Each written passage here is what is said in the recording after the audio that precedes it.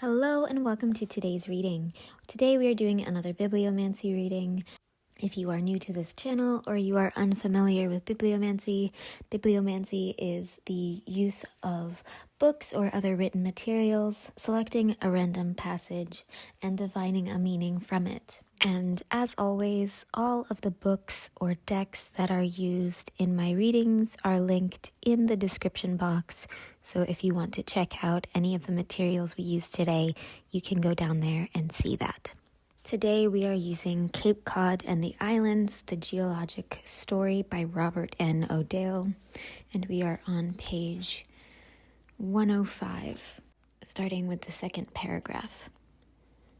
Beach deposits are formed of material that was initially eroded from the glacial drift and transported offshore and along the shore. The waves return sand grains, pebbles, and cobbles to the beach, where they are deposited as the waves slow their rush up the beach. Because the wind direction is often at an angle to the shore, the wind-driven waves usually rush up the beach obliquely and, under the force of gravity, return to the sea directly down the beach slope. In this way, the sand grains and gravel are transported in a sawtooth pattern along the beach. This motion of water along the beach is called longshore current, and the resulting movement of beach materials is called longshore drift. As the sand grains are transported along the beach, they are sorted by size and density. Grains of quartz are by far the most abundant constituents of beach sand. They have a low density and are transported most easily. The other sand grains are composed of minerals that have a high density compared to quartz. These are called heavy minerals. On the beach, waves and wind winnow the lighter quartz grains, and the heavy minerals are left behind. The heavy minerals, for example, garnet and magnetite, are darker than quartz sand, and concentrations of heavy minerals can be seen as dark patches on the beach. The difference in weight between quartz sand and heavy mineral sand becomes readily apparent if a handful of each is picked up. So right away, I'm getting a little bit of fuzziness in my head as I'm doing this reading. It feels a little bit stuffy in my brain, like there's a lot of words bouncing around. So you might be experiencing some mental fog or anxiety and a lot of intrusive thoughts or lots of just constant monologuing going on in your head. For one person, I'm getting there may be some schizophrenia involved. That is not a diagnosis. Please do not take it as that. If you know that you have schizophrenia or are schizophrenic, that is your message and that's it. No one else's. If you are not schizophrenic, that is not your message. But what I'm getting is that there's something going on that is causing you to really go in circles mentally, and you're not able to really settle into your present moment, and that's causing this general feeling of anxiety. I'm seeing the image of a blister, which is caused by a lot of friction on top of your skin, and it causes the layers of skin to separate, and it fills up with a liquid and swells. This is kind of the feeling that I'm getting. There's some agitation going on, and it's causing you to really be confused and unsure of yourself and in sort of a freeze mode. The message that's coming through, I'm not super clear on it. Again, I'm feeling a little bit fuzzy-brained myself during this reading, but I'm feeling that the point is there's nothing you can do right now, and the amount of thoughts that you have aren't going to change the outcome or the results that already happened. And you may be bashing yourself over something that happened and you wish that you said something else or did something else, or you're thinking about all of the different ways that you could have been different. For someone, I'm getting that you submitted an application of some kind and you're really anxious about what it is you wrote in it and you wish you had said something different, something like that. It's like you're in a space of stasis, a space of waiting, and that space is causing agitation, and the stagnation is causing you to attack yourself. And the outcome feels neutral. I don't feel anything good or bad from whatever the situation is that you're facing. So that may indicate that it isn't decided yet. It is dependent on you, I'm hearing. What do you want? What do you need? I'm getting that you're spending a lot of time thinking about what if and not enough time thinking about when. So, for example, if you are someone who submitted an application, you're thinking a lot about what if I said this, what if I said that, what if I wrote it this way instead of that way, what if I requested a different thing, rather than focusing on when I get the response, I will feel like fill in the blank. Okay, I'm feeling that whatever this is about, you tried to actively manifest something, and you're now wondering if you did it wrong, and you might be new to manifestation, and maybe you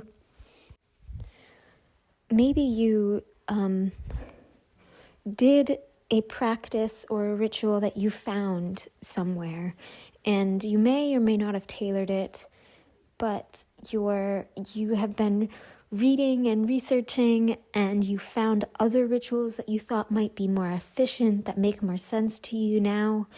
And what I'm getting is that it doesn't matter how you do it.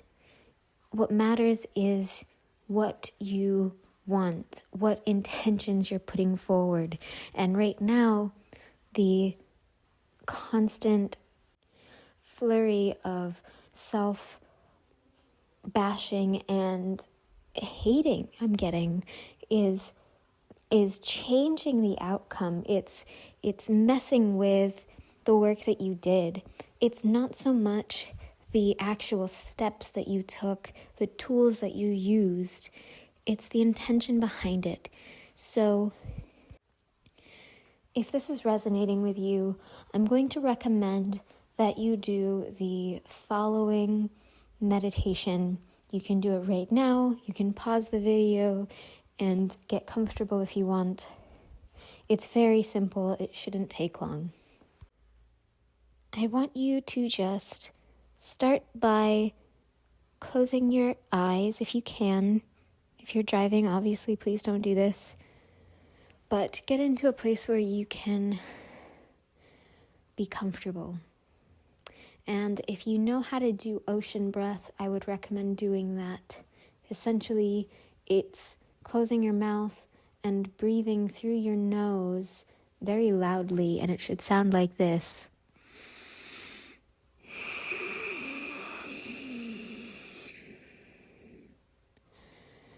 Do that 4 or 5 times.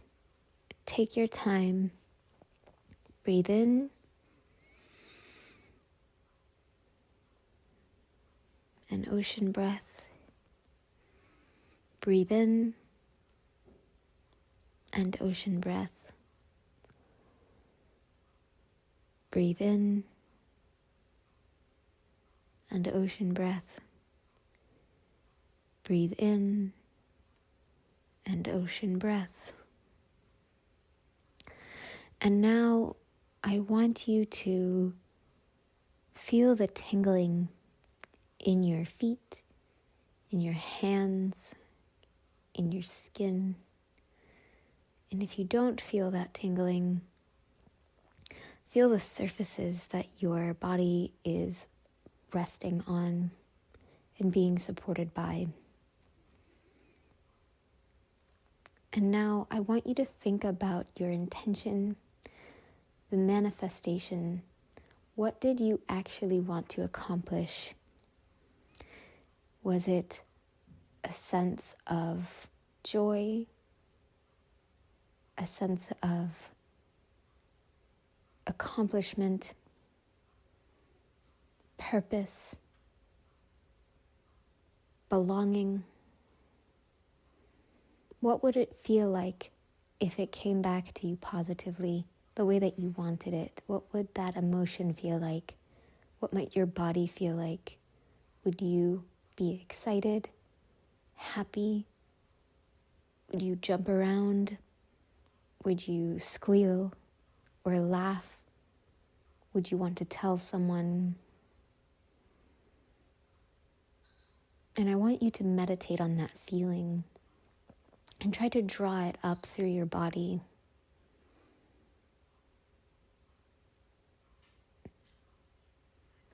And that is really the key to manifesting. If you are new to manifestation practices, instead of working with rituals, which can be helpful, I would suggest that you focus more on the feeling. This is the vibrational tuning that really causes manifestation. The rituals and tools are a guide and a focusing of your mind. But if you aren't focused on the thing that you actually want, which is very often a feeling, a state of being, then all you're focused on is what you don't want, the thing you're trying to get away from, and the feeling of not having it. So in the future, try focusing on the feeling that you would have if you were to achieve and receive the thing that you want to manifest. And you can use any ritual or practice. It could be as simple as sitting and meditating on it, or as elaborate as going out into the woods and having special salts and taking a moon bath and having crystals and all sorts of tools. What matters is this feeling and generating this feeling inside your body. I hope that this helped you. I know that this may be a difficult concept, especially if you're new to this, but I urge you to try it.